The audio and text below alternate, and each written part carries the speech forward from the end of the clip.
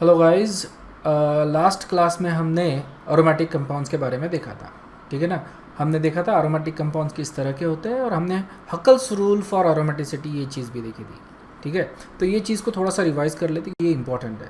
सबसे पहले ध्यान में रखना कि किसी भी कंपाउंड को अगर एरोमेटिक कंसिडर करना है तो ये सारे के सारे जो रूल है ये फॉलो होने चाहिए। इसमें एक रूल था कि कंपाउंड मस्ट बी साइक्लिक। ठीक है, अगर असाइक्लिक है तो वो एरोमेटिक हो ही नहीं सकता। नेक्स्ट रूल था कि इट मस्ट बी प्लेनर।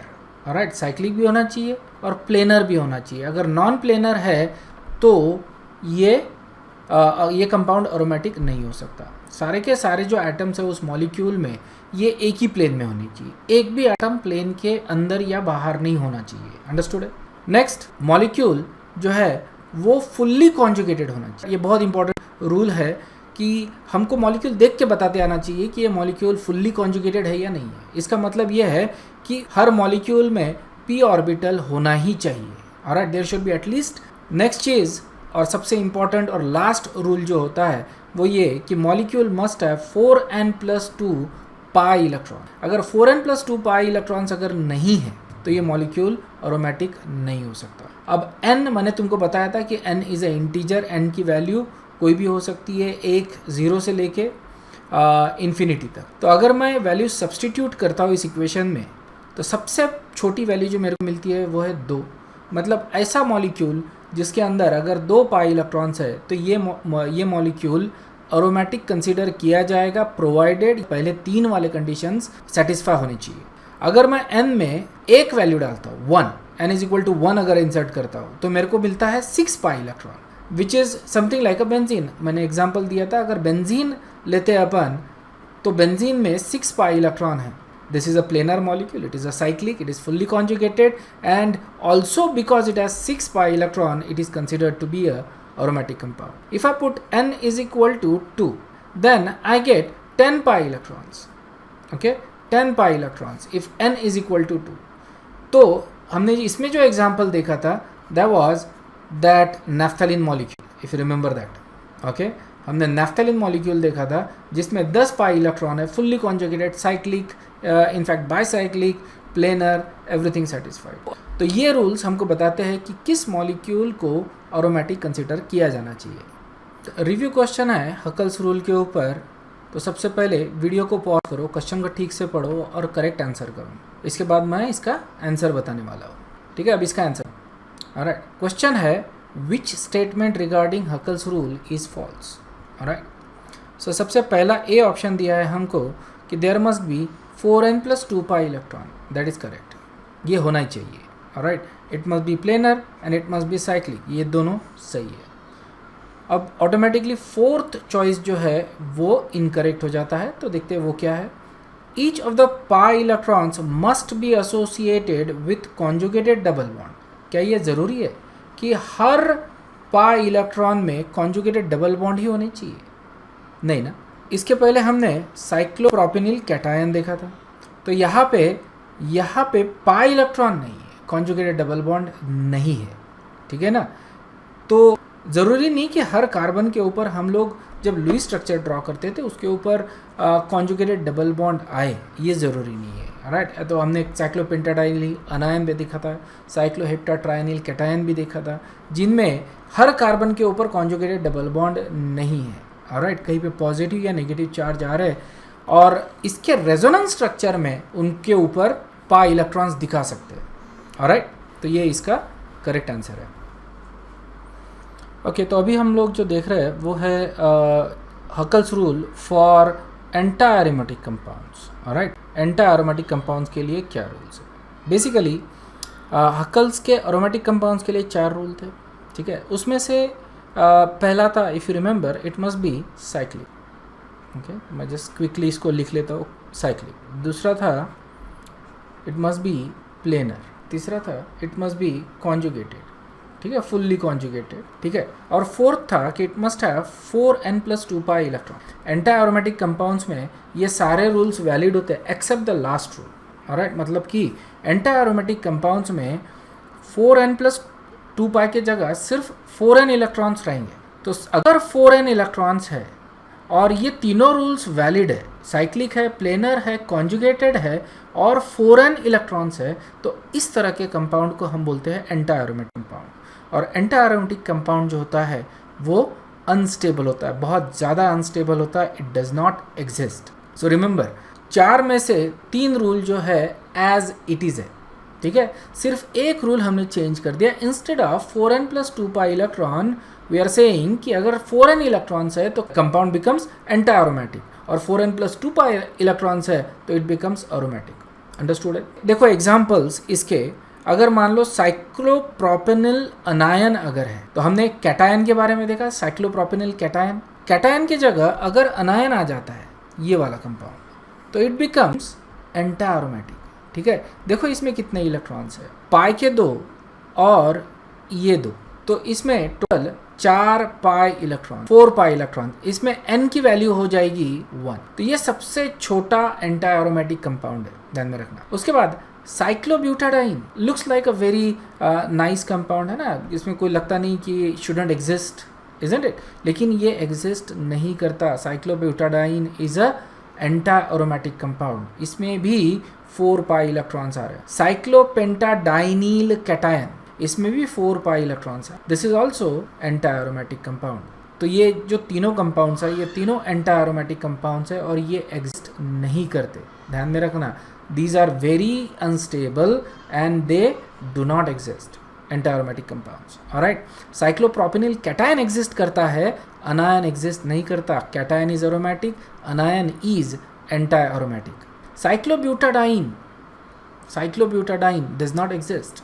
हमने काफ़ी सारे डाइन्स देखे जो एग्जिस्ट करते हैं, लेकिन cyclobutadiene actually does not exist. And then cyclopentadienyl cation, this is also an anti aromatic compound, does not exist. Cyclopentadienyl anion exist करता है, कैटायन एग्जिस्ट नहीं करता। तो यहाँ पे ध्यान में क्या रखना है, देखो साइक्लोप्रोपेनिल कैटायन एग्जिस्ट करता है, अनायन नहीं करता, ऑलराइट, और साइक्लोपेंटाडाइनिल अनायन एग्जिस्ट करता है, कैटायन नहीं करता। तो ये सिंपल रूल्स है बेसिकली एंटी एरोमेटिसिटी के लिए। तो हमारे पास अगर देखा जाए तो मतलब एरोमेटिक कंपाउंड्स के लिए हमको कितने इलेक्ट्रॉन्स चाहिए, एरोमेटिक के लिए हमको चाहिए 2 इलेक्ट्रॉन्स और 6 इलेक्ट्रॉन्स और 10 इलेक्ट्रॉन्स और 14 और 18 सो एंड सो फोर्थ। अगर इस तरह के पाई इलेक्ट्रॉन्स है तो इट बिकम्स एरोमेटिक, ठीक है। और अगर 4 इलेक्ट्रॉन्स है, ऑब्वियसली n की वैल्यू इस केस में 0 नहीं हो सकती, इजंट इट, क्योंकि 0 इलेक्ट्रॉन्स इज नथिंग।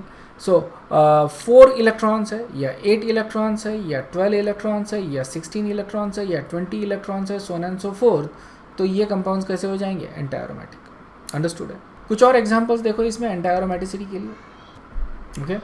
ये देखो हेप्टलीन। हेप्टलीन is a very nice looking compound, you know, obviously it should exist and it does actually in fact, but it is very unstable. It is very unstable because it is anti-aromatic. अगर तुम pi electrons इसमें count करोगे तो 2, 4, 6, 8, 10 और 12 pi electrons आ रहे हैं, that's why it is anti-aromatic and it is very unstable. और जब ये एग्जिस्ट करता है तो एग्जिस्ट करता है, it cannot be planar. Remember, it has to be cyclic, it is conjugated, वो नहीं, लेकिन it bends one of this rule, it becomes non-planar and so it exists as non-aromatic but it cannot exist as anti-aromatic. Anti-aromatic के लिए ये चारों के चारों rule satisfy होनी चाहिए। अब मान लो कि ये रूल सेटिस्फाई नहीं हो रहा कि कंपाउंड तो एग्जिस्ट कर रहा है, एज अ साइक्लिक है, कॉन्जुगेटेड है और इसमें 4n इलेक्ट्रॉन्स है, so it becomes anti-aromatic only if it is planar. But if it is non planar, planar नहीं है, बेंड हो गया स्ट्रक्चर, तो फिर कॉन्जुगेशन ब्रेक हो गया, इजंट इट, कॉन्जुगेटेड नहीं रहा, प्लेनर नहीं है तो कॉन्जुगेटेड भी नहीं है, मतलब 4 में से 2 रूल तो गए। इसका मतलब ये कंपाउंड क्या हो जाएगा फिर, non aromatic. It exist as non aromatic but doesn't exist as planar structure, because planar अगर रहा तो ये कैसा रहेगा, एरोमेटिक रहेगा। If you look at this compound pentalene, again just count the electrons, 8 electrons आ रहा है, 8 पाई इलेक्ट्रॉन्स, और 8 पाई इलेक्ट्रॉन्स की वजह से ये हो जाएगा एंटी एरोमेटिक। अब ये कंपाउंड में it cannot be non planar because of the geometry ऐसी है इसकी, it cannot be non planar and that's why it does not exist. Pentalene does not exist. इससे बड़े मॉलिक्यूल्स एग्जिस्ट करते हैं, मैं तुमको दिखाता हूँ कैसे एग्जिस्ट करते हैं, but pentalene doesn't exist because it is anti aromatic, ठीक है। तो कुछ कंपाउंड्स जो है उनमें उनमें ये कंडीशंस सेटिस्फाई होती है, ठीक है।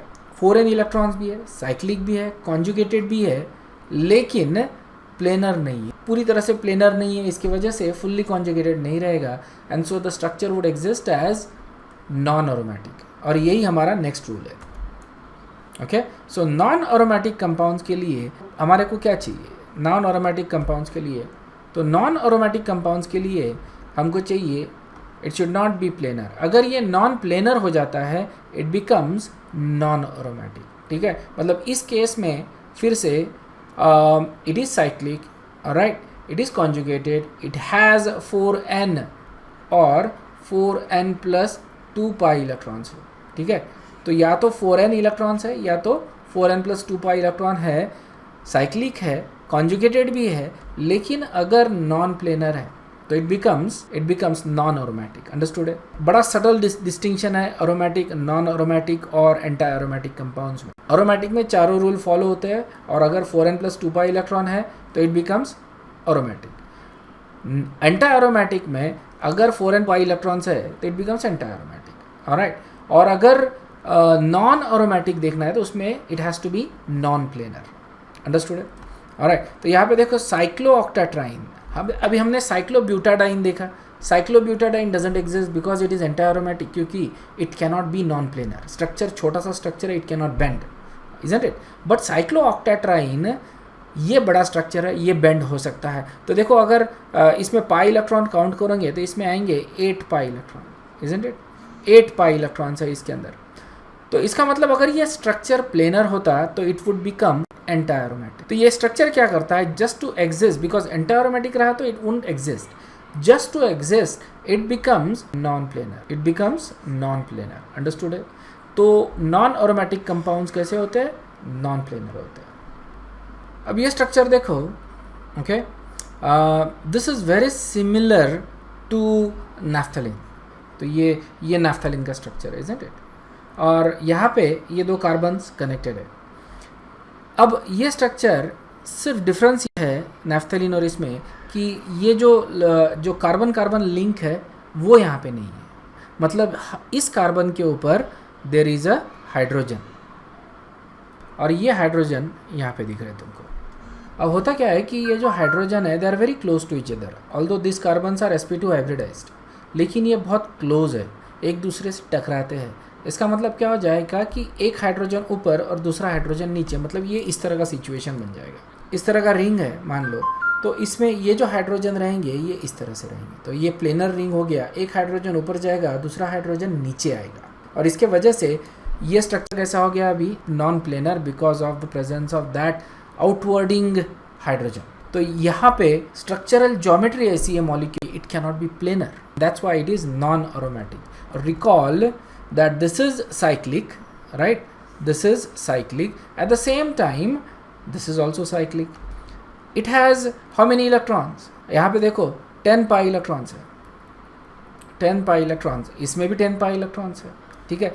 ये कॉन्जुगेटेड है, ये भी कॉन्जुगेटेड है। Only difference between these two molecule is that this has planar structure, this is non planar, and therefore this is non aromatic, whereas naphthalene is a aromatic compound. Understood है? तो ये hopefully तुमको समझ में आ गया होगा difference क्या होता है नॉन एरोमेटिक, एरोमेटिक और एंटी एरोमेटिक कंपाउंड्स के बारे में। ओके, तो ये एक रिव्यू क्वेश्चन है, वीडियो को पॉज करो और क्वेश्चन को आंसर करो। ऑलराइट, क्वेश्चन ठीक से पढ़ो। Which of the following compound is most unstable? सबसे ज़्यादा अनस्टेबल कौन सा कंपाउंड है वो ढूंढना है। वीडियो को पॉज करो।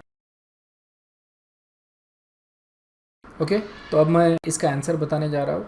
देखो, सबसे ज़्यादा अनस्टेबल कंपाउंड वो रहेगा जो एंटी एरोमेटिक है। तो हमको इन चारों में से वही ढूंढना है कि कौन सा एंटी एरोमेटिक है। अंडरस्टूड है?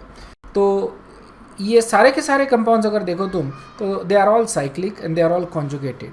तो ऑब्वियसली वो हमको देखना ही नहीं है, राइट। हमको सीधा पाई इलेक्ट्रॉन्स काउंट करना है। तो यहाँ पे आ रहे हैं 2 पाई इलेक्ट्रॉन, यहाँ पे आएंगे 2, 4 और 2, 6, तो 6 पाई इलेक्ट्रॉन। और यहाँ पे देखो 2 और 4, तो ये आएंगे 4 pi electron. And in this case 2, 4, 6, तो 6 पाई इलेक्ट्रॉन। पॉजिटिव चार्ज बोलते इलेक्ट्रॉन नहीं होता है, जैसे एम्प्टी p ऑर्बिटल, ठीक है। यहाँ पे जो p ऑर्बिटल है वहाँ पे 2 इलेक्ट्रॉन है। तो यहाँ पे देखो अकॉर्डिंग टू हक्कल रूल अगर 4n + 2 पाई इलेक्ट्रॉन अगर आ जाते हैं तो इट बिकम्स एरोमेटिक, और 4n पाई इलेक्ट्रॉन अगर आ जाते हैं तो इट बिकम्स एंटी एरोमेटिक। तो that means this is the anti aromatic compound that is the most unstable. इस तरह के क्वेश्चन काफ़ी बार एग्जाम में पूछे गए हैं, थोड़ा सा ध्यान से you should be able to identify aromatic and anti aromatic compound. और नॉन एरोमेटिक वो होता है जो नॉन प्लेनर है। तो नेक्स्ट इसमें हम लोग जो डिस्कस करने वाले हैं वो है हेट्रो एरोमेटिक कंपाउंड्स। ऐसे भी कंपाउंड्स हैं जिसमें कार्बन और हाइड्रोजन के अलावा दूसरे भी आइटम्स है और वो एरोमेटिक है, ठीक है। क्वेश्चन जो पूछेंगे तुमको फिर से स्टेबिलिटी अनस्टेबिलिटी इसको लेके पूछ सकते हैं, या सीधा सीधा पूछ सकते हो क्वेश्चन कि identify which is aromatic and which is anti aromatic, so and so fourth. तो ये जो हेट्रो एरोमेटिक कंपाउंड्स है वो हम नेक्स्ट इसमें देखेंगे। Thank you very much, bye.